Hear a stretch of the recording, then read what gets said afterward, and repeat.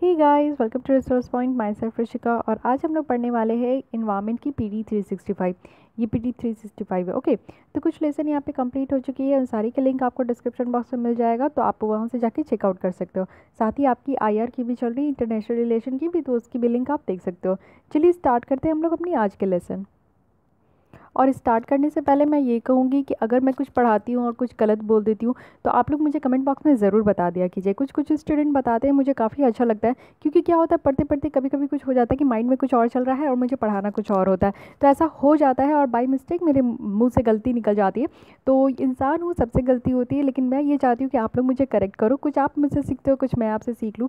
तो कल मैंने ये बताया था कि कैस्पियन सी को जो कंट्रीज बाउंड सराउंडेड करती है वो आपका टर्की है, लेकिन टर्की नहीं है, वो तुर्कमेनिस्तान है। ओके, मैं इसके लिए एक आपको ट्रिक्स बताई थी। तारीख, मैं खुद ही कंफ्यूज हो गई थी। ओके, तारीख में T for Turkmenistan, Azerbaijan, Russia, Iran और आपका है कजाकिस्तान। ओके, तो इतनी कंट्री है जो कि आपको याद रखना है कि जो आपका कैस्पियन सी से सराउंड करती है। तो ये एक स्टूडेंट ने मुझे कमेंट बॉक्स में बताया, तो प्लीज़ आप लोग भी करेक्ट कर लिया कीजिए। अगर ऐसा लगता है तो ज़रूर अब मुझे बताया कीजिए, ताकि मैं नेक्स्ट लेसन में आपको करेक्ट कर दूँ। फिर दूसरा मैंने बताया था कि कजाकिस्तान जो है आपकी लैंडलॉक कंट्री नहीं है, लेकिन कजाकिस्तान आपकी लैंडलॉक कंट्री है, क्योंकि वो कैस्पियन सी से ज़रूर उसकी बाउंड्री सराउंड है, लेकिन वो आपका लैंडलॉक है, उसको डायरेक्ट एसेस नहीं मिला हुआ है कैस्पियन सी की। और कैस्पियन सी आपका एक लेक है। ओके, वर्ल्ड का लार्जेस्ट लेक है, और उसके बाद आप अराल सी भी देखोगे तो वो भी लेक है।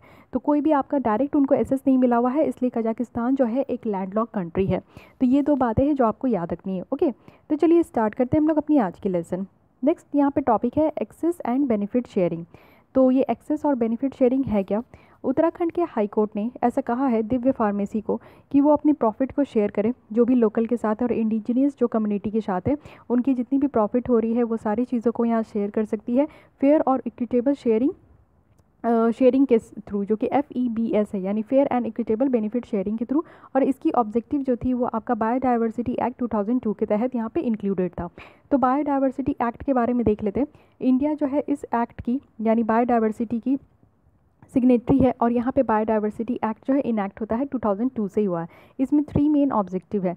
सबसे पहला है कि हमारी जो बायोलॉजिकल डाइवर्सिटी है उसको कंजर्व करनी है। सेकंड चीज़ है कि हमारी जो उसकी कम्युनिटी कंपोनेंट्स है उसको यहाँ पे सस्टेनेबल यूज़ में लाना है। और थर्ड है कि यहाँ पे शेयर करना है, यानी जितनी भी बेनिफिट अराइज हो रही है इस तरीके का बायोलॉजिकल रिसोर्सेज को यूज़ करके, तो उसको भी यहाँ पे शेयर करना है।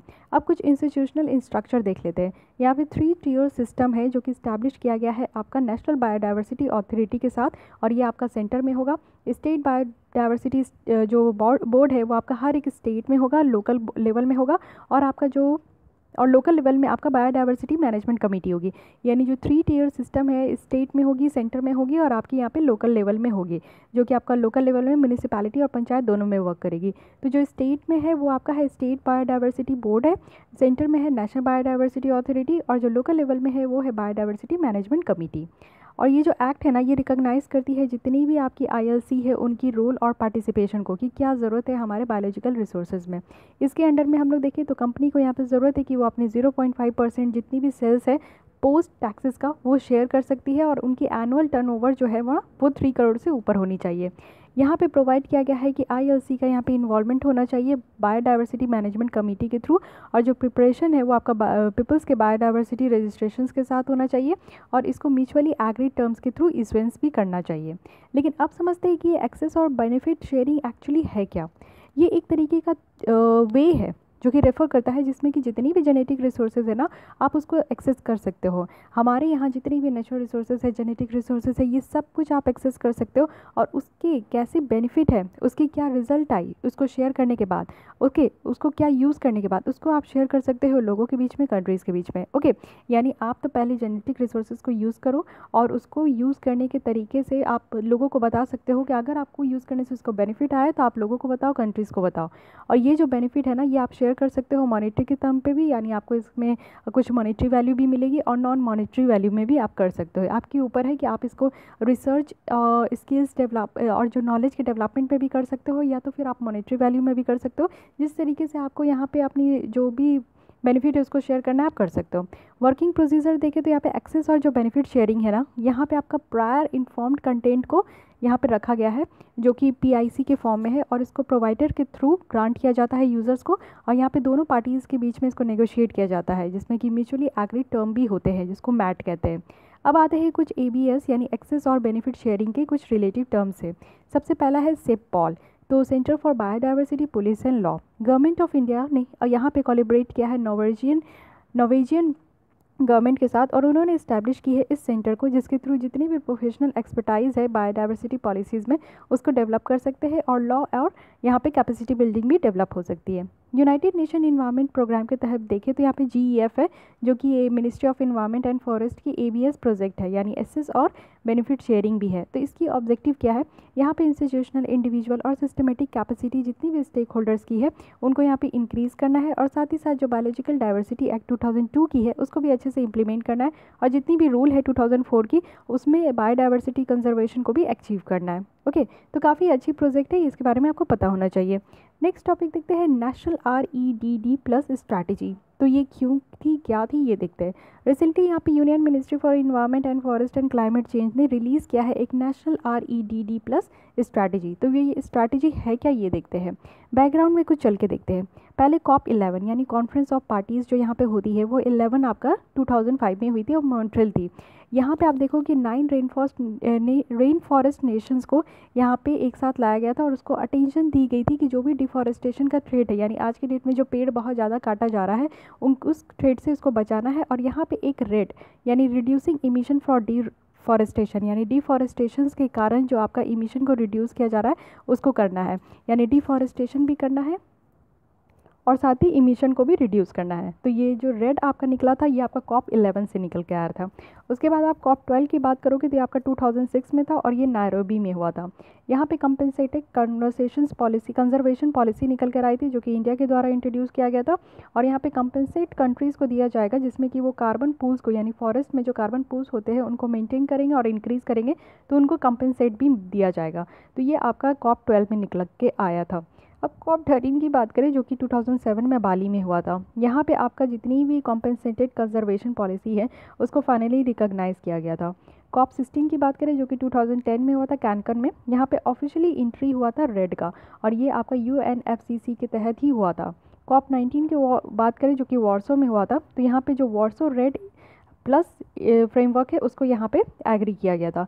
तो इस तरीके से कहाँ से निकल कर आए, सबसे पहला जो रेड था रिड्यूसिंग इमिशन फ्रॉम डिफॉरेस्टेशन, ये आपका COP11 से था। उसके बाद ये फाइनलाइज हुआ आपका COP19 में जाके, तो आपको याद रखनी है। अब देखते हैं क्या क्या प्रोविज़न रखा गया है नेशनल रेड स्ट्रैटेजी का। तो कवरेज जो आपका रेड प्लस में है वो सारे ट्रीज़ को यहाँ पे कवर किया जाएगा जितनी भी फॉरेस्ट एरिया के अंदर है और फॉरेस्ट के बाहर भी है। यहाँ पे फेज अप्रोच है, यानी फ़ेज़ 1, फ़ेज़ 2, फ़ेज़ 3 है। तो फ़ेज़ 1 में क्या है कि यहाँ पे जितनी भी नेशनल स्ट्रैटेजीज़ है और एक्शन प्लान है, पॉलिसीज़ है, मेजर्स है, कैपेसिटी बिल्डिंग है, उन सबको यहाँ पे डेवलप करना है। फ़ेज़ 2 में यहाँ पे क्या होगा कि जो भी नेशनल पॉलिसीज़, मेजर्स और नेशनल स्ट्रैटेजीज़ है उन सबको इम्प्लीमेंट करना है।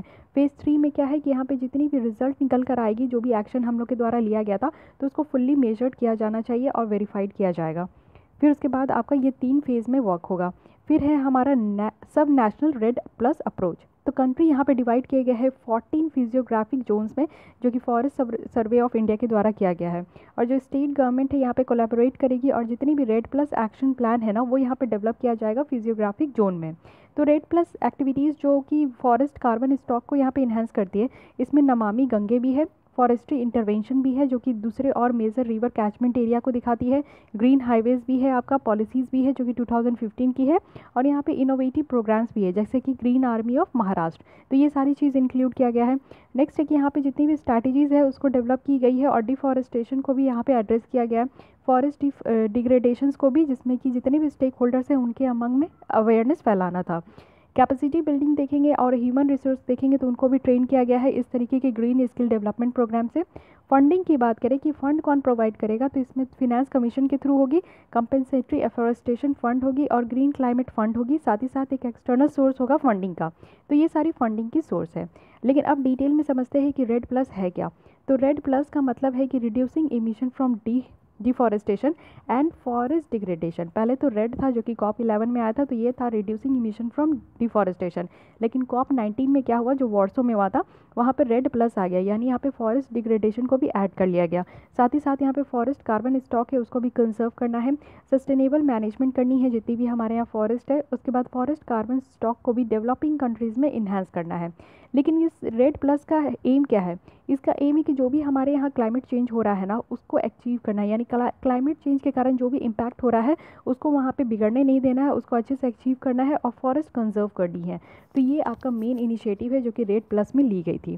कार्बन पूल एक वर्ड यूज़ हुआ था, तो कार्बन पूल का क्या मतलब है, ये एक तरीके का सिस्टम है जहाँ पे कार्बन को स्टोर किया जाता है और रिलीज़ किया जाता है।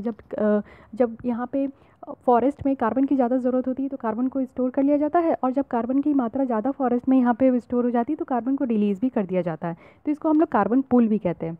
जो माराकेश अकॉर्ड हुआ था, यहाँ पे आपका क्योटो प्रोटोकॉल में ये इंप्लीमेंट हुई थी, तो यहाँ पे 5 मेन कार्बन पूल को रिकॉग्नाइज़ किया गया था और फॉरेस्ट को भी।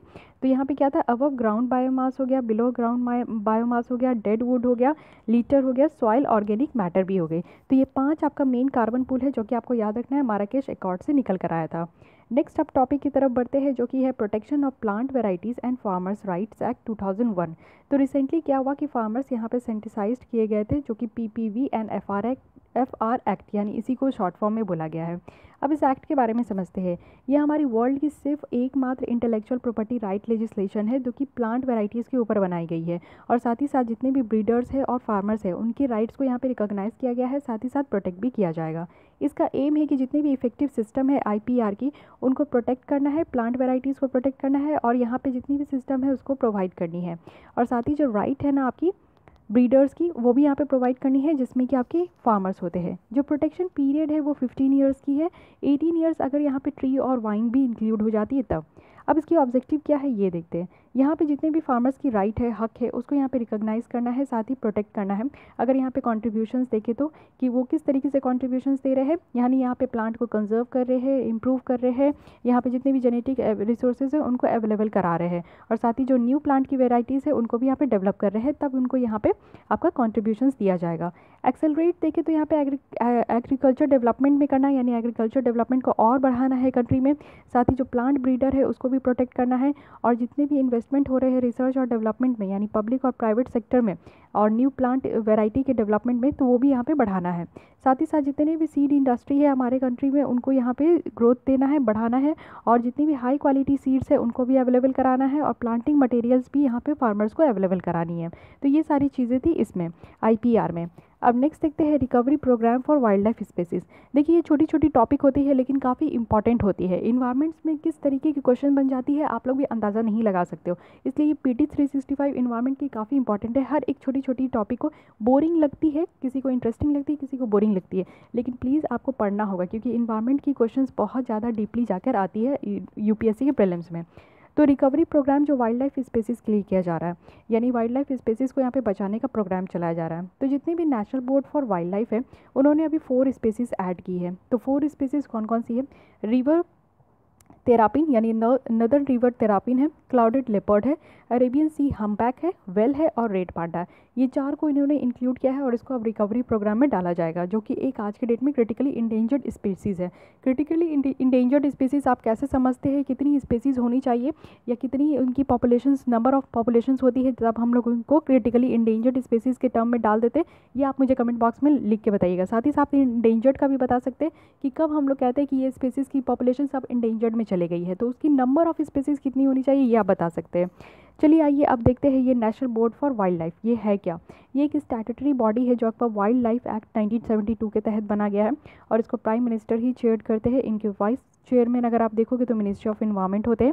इनकी सारी पावर क्या होती है कि वाइल्ड लाइफ रिलेटेड जितनी भी मैटर होती है ना, यानी प्रोजेक्ट को अप्रूव करना और नेशनल पार्क के अराउंड यहाँ पे सेंचुरी को दिखाना, तो ये सारी चीज़ें यहाँ पे रिव्यू करते हैं। यहाँ पे कोई भी बाउंड्री का अल्टरनेशन नहीं होता है। जो भी नेशनल पार्क और वाइल्ड लाइफ सेंचुरी की बात करें ये आपका बिना अप्रूवल के नहीं होती है। यहाँ पे सारी सेंट्रल गवर्नमेंट को एडवाइस किया जाता है फार्मिंग पॉलिसीज से लेकर और जितनी भी वाइल्ड लाइफ को हमारे यहाँ कंजर्व किया जाता है उनके लिए भी मेजर्स ली जाती है। तो रिकवरी प्रोग्राम क्या है ये देखते हैं। ये एकमात्र ऐसा कंपोनेंट है जो कि सेंट्रली स्पॉन्सर्ड स्कीम है, यानी यहाँ पे स्टेट और सेंटर दोनों की पार्टिसिपेशन होती है। ये integrated development of wild life habitats है, जो कि एक असिस्टेंस प्रोवाइड करती है स्टेट और यूटी गवर्नमेंट को, कि उनका एम होता है कि सबसे पहले वो वाइल्ड लाइफ को यहाँ पे कंजर्व कर सके। कुछ और स्पेसीज जो इसमें इंक्लूडेड है रिकवरी प्रोग्राम में, तो ये है स्नो लेपर्ड, बर्स्टेड dolphin, hangul, Nilgiri tahr, marine turtles, dugong, edible nest swift, Asian wild buffalo, Nicobar, megapode, Manipur, brow, antlered deer, vulture, Malabar civet और Indian rhinoceros, Asiatic lion, swamp deer और जॉर्डन कर्सर। तो इतने सारे एनिमल्स है, स्पेसीज है जिनकी की पॉपुलेशन क्रिटिकली इंडेंजर्ड है, तो उनको भी यहाँ पे प्रिजर्वेशन के लिए, कंजर्वेशन के लिए रखा गया है। ओके, आइए नेक्स्ट टॉपिक की तरफ बढ़ते हैं, जो कि conservation of migratory birds and their habitat, यानी जो उड़ के चिड़ियाँ दूसरे कंट्री से हमारे कंट्री में आती है तो उनको भी कंजर्व किया जाता है, उनके हैबिटेट को भी हमारे यहाँ कंजर्व किया जाता है। तो जो ministry of environment, forest and climate change है, उन्होंने एक नेशनल एक्शन प्लान बनाया है जिसके थ्रू जितनी भी माइग्रेटरी बर्ड्स है और उनके हैबिटेट है उनको कंजर्व किया जाएगा सेंट्रल एशियन फ्लाईवे में। और ये आपका पीरियड कब से है, 2018 से लेकर 2023 तक। अब ये एक्शन प्लान क्या है ये समझते हैं। ये आपका central Asian flyway action plan पे बेस्ड है, जो कि एक कॉमन स्ट्रैटेजिक फ्रेमवर्क देगी रीजनल कोलैबोरेशंस, और साथ ही साथ यहाँ पे प्रोटेक्ट किया जाएगा, कंजर्व किया जाएगा, रीस्टोर की जाएगी, और जितनी भी पॉपुलेशन है माइग्रेटरी बर्ड स्पीसीज़ की उसको मैनेज किया जाएगा। लॉन्ग टर्म गोल क्या है, यहाँ पे जितनी भी पॉपुलेशन डिक्लाइन हो रहे हैं ना, जो भी माइग्रेटरी बर्ड्स हमारे स्पीसीज़ हमारे कंट्री में आ रही है और उनकी जो पॉपुलेशन डिक्लाइन हो रही है, उन सबको हम लोग को देखना है और साथ ही हम लोग उनको कंजर्व करने के बारे में भी सोचेंगे। एक फ्लाईवे जो क्या होता है कि एक जोग्राफिकल रीजन होती है जिसमें कि एक सिंगल और ग्रुप ऑफ माइग्रेटरी स्पेसीज होती है, जो कि कम्प्लीटली उनका एक एनुअल साइकिल होता है। एनुअल साइकिल कहने का मतलब कि एक साल का साइकिल होता है, कभी वो दूसरे कंट्री में जाते हैं, दूसरे कंट्री में, दूसरे कंट्री में, दूसरे कंट्री में, लेकिन वापस उनका एक फिक्स्ड होता है कि वो यहाँ से यहाँ इसी एरिया में घूमते रहती है। ओके, सेंट्रल एशियन जो फ्लाईवे है ये आपका 9 फ्लाईवे इन द वर्ल्ड में से एक है, और यहाँ पे ओवरलैपिंग देखने को मिलता है माइग्रेटरी रूट्स, जो कि 30 कंट्री से किया जाता है डिफरेंट वाटर बर्ड्स में, और यहाँ इसको लिंक किया जाता है नदर्न मोस्ट ब्रीडिंग ग्राउंड्स में, जो कि रशिया में होती है, फिर आपका यहाँ पे आता है वेस्ट में और साउथ ईस्ट एशिया में, मालदीव्स में भी आती है, इंडियन ओशन में भी आती है। तो इंडिया के पास एक स्ट्रैटेजिक रोल है फ्लाईवे का, यानी यहाँ पे एक क्रिटिकल स्टॉप ओवर साइट्स यहाँ पे प्रोवाइड किया जाता है, जिसमें 90% से ज़्यादा जो बर्ड स्पेसीज है ना उनको हम लोग माइग्रेटरी रूट के थ्रू अपने कंट्री में भी, हमारे कंट्री में भी आती है। एटलीस्ट आप देखोगे तो 370 स्पीसीज जो माइग्रेटरी बर्ड की होती है ना वो 3 फ्लाईवे से आती है, CAF the east Asian Australian flyway और एक एशियन ईस्ट अफ्रीकन फ्लाईवे। तो ये 3 फ्लाईवे है जिससे कि जितनी भी माइग्रेटरी बर्ड्स है वो आती है। अब नेक्स्ट टॉपिक है कम्युनिटी फॉरेस्ट रिसोर्सेज, यानी जो पीपल्स फॉरेस्ट रिपोर्ट है वो यहाँ पर रिलीज़ किया गया है centre for science and environment, जिसमें कि कम्युनिटी फॉरेस्ट रिसोर्सेज मैनेजमेंट के बारे में कहा गया है। कुछ बैकग्राउंड देख लेते हैं। जैसे नेशनल फॉरेस्ट पॉलिसी 1988 की है, तो ये आपका इससे निकल कर आया था जॉइंट फॉरेस्ट मैनेजमेंट, जिसमें कि जितनी भी अवेबिलिटी थी ना आपकी नॉन टिम्बर फॉरेस्ट प्रोड्यूस की, तो उसको यहाँ पे बढ़ाना था, फ्यूल वुड को भी बढ़ाना था, और यहाँ पे फॉरेस्ट प्रोडक्शंस को भी इम्प्रूव करनी थी। 2006 की बात करें तो जो स्केड्यूल ट्राइब्स और कुछ और जो ट्रेडिशनल फॉरेस्ट ड्वेलर्स एक्ट थी, फॉरेस्ट राइट एक्ट है, वो पास हुआ था और वो प्रोवाइड की थी जितनी भी फॉरेस्ट लैंड है उनके रिकॉग्निशंस के लिए। और कैसे, तो वो कम्युनिटी फॉरेस्ट रिसोर्सेज की तरफ से। Joint forest management versus community forest resources क्या मैनेजमेंट है, इन दोनों की तरफ से देखते हैं। जो प्राइमरी और मोस्ट सिग्निफिकेंट बेसिस है ना JFM यानी जॉइंट फॉरेस्ट मैनेजमेंट का, ये आपका नेशनल फॉरेस्ट एक्ट जो आपका 1988 है उनके थ्रू प्रोवाइड किया जाता है। यहाँ पे एक स्टैट्यूटरी सैंक्टिटी की कमी है, जैसे कि CRF में देखने को मिलता है कम्युनिटी फॉरेस्ट रिसोर्सेज में, जो कि एक राइट है, जो कि जितना भी FRA एक्ट है, यानी आपका जो FRA जो एक्ट है ना, फॉरेस्ट रिसोर्स एक्ट है, उनके तहत यहाँ पे राइट रिकॉग्नाइज किया जाता है। अगर JFM की बात करें तो यहाँ पे दोनों जो फॉरेस्ट डिपार्टमेंट होते हैं और लोकल कम्युनिटी होते हैं वो एक तरीके का जॉइंट फॉरेस्ट मैनेजमेंट कमेटी बनाते हैं, और एक एग्जीक्यूटिव यहाँ पे कमेटी होती है जो कि जितने भी फॉरेस्ट को प्रोटेक्ट किया जाता है और मैनेज किया जाता है वो अपने कॉस्ट और बेनिफिट को शेयर करते हैं। ओके, तो ये सारी चीज़ें यहाँ पे दी गई है, लेकिन मेन चीज़ है यहाँ पे आपको समझना है कि फॉरेस्ट राइट एक्ट जो 2006 की है उनकी क्या क्या प्रोविज़न है। ये हमारे राइट बेस्ड डेमोक्रेटिक और डिसेंट्रलाइज जो गवर्नेंस होती है फॉरेस्ट की, वो प्रोवाइड किया जाता है इसमें। राइट अगर देखोगे तो इनके अंदर क्या क्या राइट है, एक इंडिविजुअल की फॉरेस्ट राइट है, जैसे हम लोग हैं कि ये लीगली होल्ड करेंगे जितने भी फॉरेस्ट लैंड है, हम लोग एक फॉरेस्ट लैंड भी होल्ड कर सकते हैं और ये हमें जो है फॉरेस्ट ड्वेलिंग कम्युनिटी से मिल सकती है। कम्युनिटी राइट्स क्या होती है कि एक ओनरशिप होते हैं और यूज़ करते हैं, जितने भी हमारे जो फॉरेस्ट प्रोड्यूस होते हैं उनको ये यूज़ करते हैं और वो नॉन टिम्बर फॉरेस्ट प्रोड्यूस होते हैं। और सीआर की बात करें यानी कम्युनिटी राइट्स की बात करें तो इसमें उनको ग्रेजिंग का भी राइट है, यानी जो चरते हैं जानवर लोग जो चढ़ते हैं घास वास उनको कहते हैं। फायरवुड भी वो कलेक्ट कर सकते हैं, फिश भी कलेक्ट कर सकते हैं, वाटर बॉडीज़ के प्रोडक्ट भी वो कलेक्ट कर सकते हैं, साथ ही साथ जितनी भी बायोडाइवर्सिटी की राइट है वो भी यहाँ पे वो ले सकते हैं। कम्युनिटी फॉरेस्ट रिसोर्स की बात करें तो ये आपका सेक्शन 311 के अंदर आता है, जिसमें कि जितनी भी फॉरेस्ट रिसोर्सेज है उनको वो प्रोटेक्ट कर सकते हैं, रीजनरेट कर सकते हैं, कंजर्व कर सकते हैं और मैनेज भी कर सकते हैं। एलिजिबिलिटी की बात करें तो इस एक्ट के अंदर जो राइट है ना वो उनको दिया गया है जो प्राइमरली फॉरेस्ट के अंदर रहते हैं और जो फॉरेस्ट के ऊपर उनकी पूरी लाइफ डिपेंडेंट है और फॉरेस्ट लैंड जो है उन्हीं का लाइवलीहुड है, वो उनको छोड़ के कहीं और नहीं जा सकते। और यहाँ पे वो 75 ईयर से भी ज़्यादा रह चुके हैं शेड्यूल्ड ट्राइब्स के लोग, तो उनको इस तरीके की एलिजिबिलिटी दी जाती है। जो एक्ट है वो एक ग्राम सभा भी प्रोवाइड करती है, विलेज असेंबली भी प्रोवाइड करती है, जो कि एक तरीके का रिजोल्यूशन पास करेगी जिसमें जितनी भी राइट्स है ना वो आपका रिकॉग्नाइज़ किया जाएगा रिसोर्सेज के अंदर में। CFR की अगर राइट की बात करें तो ये मोस्ट एम्पावरिंग प्रोविजंस है जो कि इस एक्ट में दिया गया है, क्योंकि ये जितनी भी ग्राम सभा और विलेज काउंसिल है उनको ये रीस्टोर करती है। ओके, अब एक नेक्स्ट टॉपिक देखते हैं जो कि है कल्चरल मॉडल ऑफ कंजर्वेशन। तो जो इडू मिशमी ट्राइब है अरुणाचल प्रदेश की, अरुणाचल प्रदेश की, वो यहाँ पे प्रोटेस्ट कर रही है क्योंकि दिबांग जो वाइल्ड लाइफ सेंचुरी है ना उनको टाइगर रिजर्व्स बनाया जा रहा है और यहाँ पे वो कल्चरल मॉडल ऑफ कंजर्वेशन को कह रही है ऐसा। ओके, क्योंकि जो दिबांग आपका वाइल्ड लाइफ सेंचुरी है यहाँ पे उनको टाइगर रिजर्व्स बनाया जा रहा है। तो जो ईदू मिशमी ट्राइब्स है ना वो ट्रेडिशनली इनके जो भी आपका फेथ है उनको फॉलो करती है और टाइगर्स में वो ऐसा बिलीव करती है कि टाइगर्स उनके एल्डर सिबलिंग है, यानी कि उनके बहुत बड़े उनके बड़े जो भाई बहन है वो है टाइगर्स। तो टाइगर्स को वो हंट नहीं कर सकते, ईदू मिशमी जो है कभी भी टाइगर को हंट नहीं कर सकते। अगर टाइगर को उनके सेल्फ डिफेंस के लिए भी मार भी दिया गया हो तो वो एक सेम ब्यूरल भी रिसीव करेंगे, जैसे कि ह्यूमन बीइंग को दफनाया जाता है वैसे वो टाइगर को दफनाते हैं। तो कॉलोनियल वर्सेस अब कल्चरल मोड ऑफ कंजर्वेशन अगर हम लोग देखें तो कॉलोनियल मॉडल ऑफ कंजर्वेशन क्या था, इस मॉडल में जो ह्यूमन प्रेफरेंस थी वो यहाँ पे नेचर को थ्रेट दिया जाता था और साथ ही इंडिजिनियस पीपल्स जो राइट था ना वो भी यहाँ पे डिनाई किया जाता था। अगर आप कल्चरल मॉडल ऑफ कंजर्वेशन देखोगे तो यहाँ पे जितनी भी इंडिजिनियस पीपल यानी उस जगह पे रहने वाले हमारे कंट्री के जो लोग का जो राइट था ना उसको रिस्पेक्ट किया जाता था और यहाँ पे जो भी ट्रेडिशनल नॉलेज थे उनको भी यहाँ पे रोका जाता था, साथ ही सोशल कॉन्फ्लिक्ट को भी यहाँ पे प्रिवेंट किया जाता था।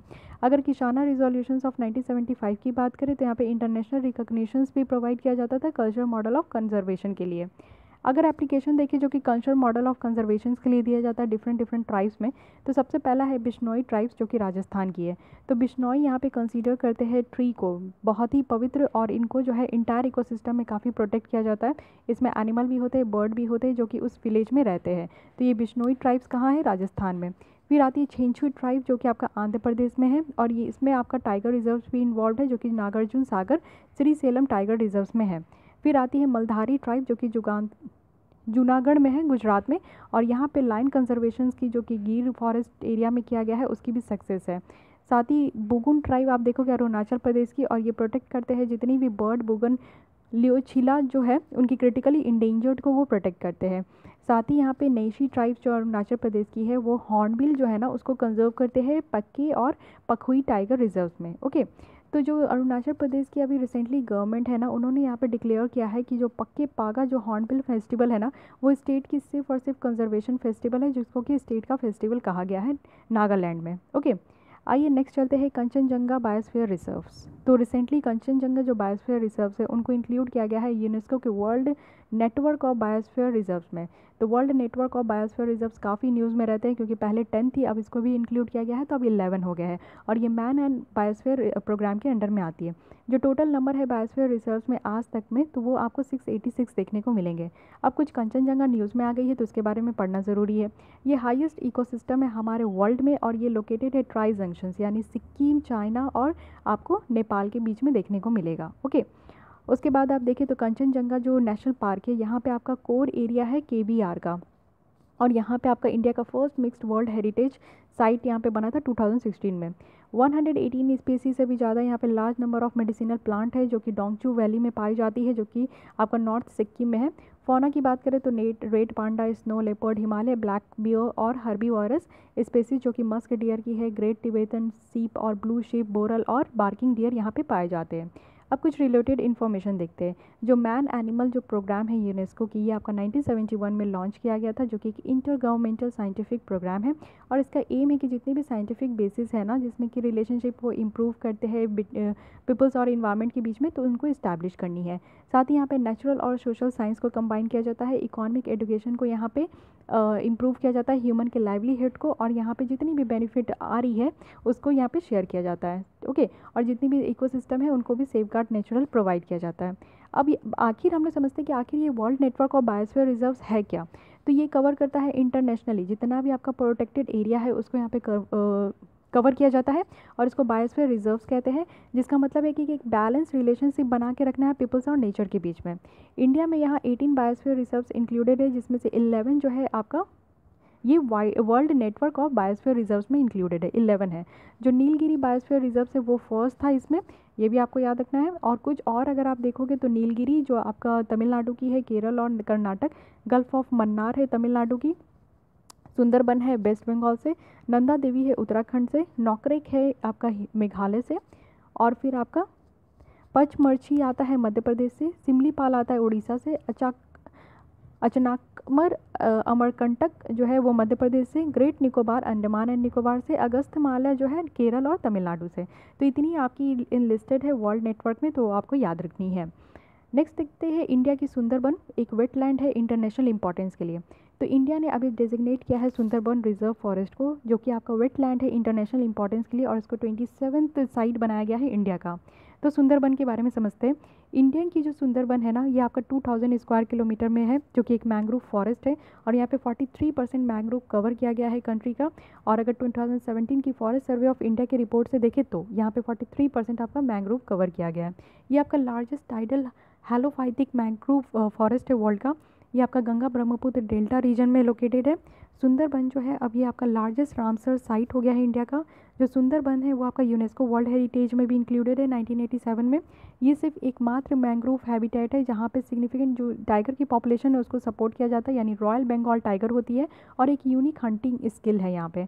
जो साइट है ये आपका बहुत लार्ज नंबर ऑफ रेयर और ग्लोबली जितने भी थ्रेटेंड स्पेसीज हैं उनका घर है, जैसे कि आपका क्रिटिकली इंडेंजर्ड नर्दर्न रिवर थेरापिन हो गई, इंडेंजर्ड इरावदी डॉल्फिन हो गई, इंडेंजर्ड फिशिंग कैट हो गई। तो ये सब कुछ यहाँ पे रहती है इस सुंदरबन में। यहाँ पे कंजर्वेशन को भी थ्रेट है, जैसे क्लाइमेट चेंज आज के डेट में बहुत देखने को मिल रहा है, सी लेवल राइज हो रही है, कंस्ट्रक्शन बहुत ज़्यादा हो रहा है, मैंग्रोव फॉरेस्ट को क्लियर किया जा रहा है, कटिंग किया जा रहा है फिशरीज़ के लिए, यहाँ पे कोल बेस्ड थर्मल पावर बनाया जा रहा है। ओके, सो ये सारी चीज़ें हो रही है। अगर रामसर साइट आपको देखना है तो इस मैप में आप देख सकते हो इंडिया में कि कौन कौन जगह पे रामसर साइट है। रामसर आपका ईरान में एक जगह है जिसके ऊपर की ये रामसर साइट में इंक्लूड किया जाता है। तो सुंदरबन आप फॉरेस्ट देखना चाहते हो तो यहाँ पे है वेस्ट बंगाल में, ये आपका सुंदरबन वेटलैंड है। ओके, उसके अलावा अगर आप देखना चाहते हो तो चिल्का लेक है, उसके बाद कोलेरू लेक है आंध्र प्रदेश की, फिर यहाँ पे पॉइंट कैलिमोर है जो कि आपका यहाँ पे तमिलनाडु में है। ओके, तो ये सारी चीज़ें आप देख सकते हो, एक बार आप नज़र में निकाल लीजिए, याद करने का तो कोई भी ज़रूरत नहीं है सब कुछ। अब कुछ देखते हैं वेटलैंड ऑफ इंटरनेशनल इंपॉर्टेंस के लिए। तो यहाँ पे आपका Ramsar convention on wetland of importance जो इंटरनेशनल इंपॉर्टेंस है वो डिक्लेयर किया गया है। ये एक इंटर गवर्नमेंटल ट्रीटी है जो कि जितनी भी आपका कंजर्वेशन और वेटलैंड को किस तरीके से अच्छे से यूज़ किया जाए और उनके रिसोर्सेज को ये यहाँ पे बताती है।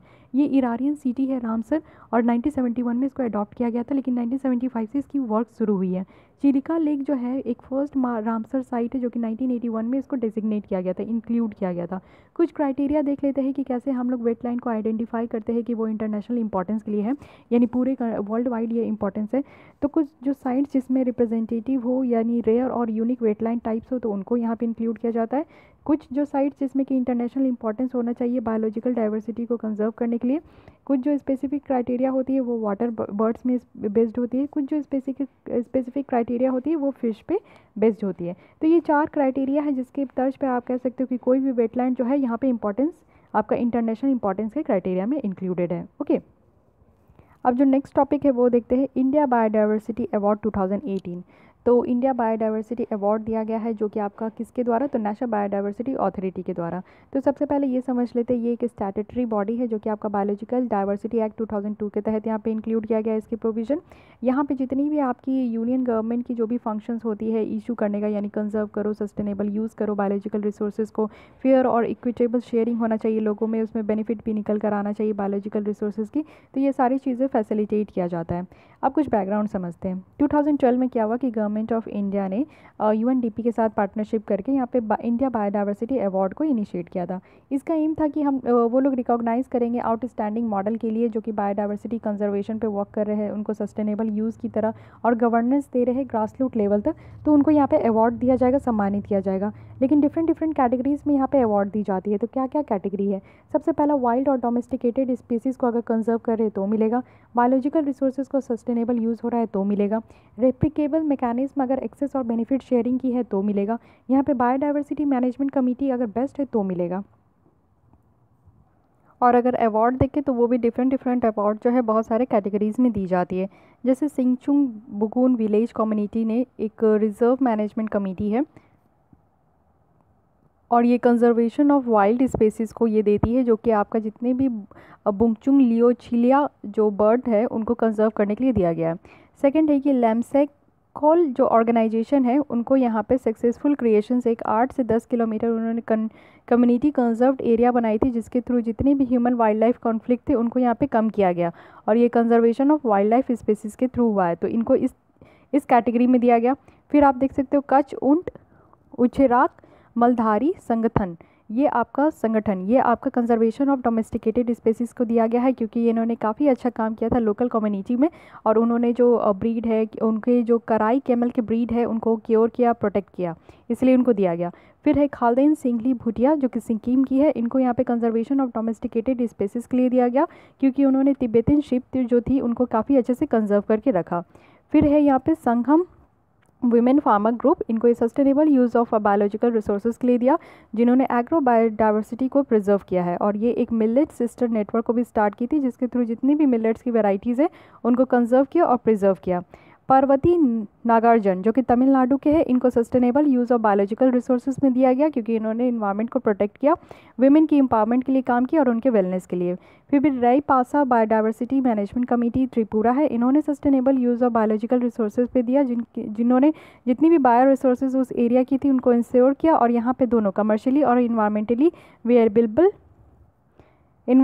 भी उन्होंने काफ़ी अच्छा काम किया। इवारी पेरोर ग्राम पंचायत जो कि आपका केरल का है, ये बायोडाइवर्सिटी मैनेजमेंट कमेटी का है, इन्होंने काफ़ी अच्छे से जो रिवर पैम्पा है उनके ट्रिब्यूटरीज को भी रिजुविनेट किया, फिर से इनको पुनर्जीवित किया। फिर आपका है पिथौराबाद ग्राम पंचायत जो कि मध्य प्रदेश का है, यहाँ पे बायोडाइवर्सिटी मैनेजमेंट कमेटी ने यहाँ पे उनको दिया गया है, जो कि ट्रेडिशनल वैराइटीज़ को उन्होंने कंजर्व किया और इसमें कम्युनिटी सीड बैंक को इस्टेब्लिश करके। तो ये सारी चीज़ें हैं जिनको कि अलग अलग कैटेगरी में यहाँ पे दिया गया है।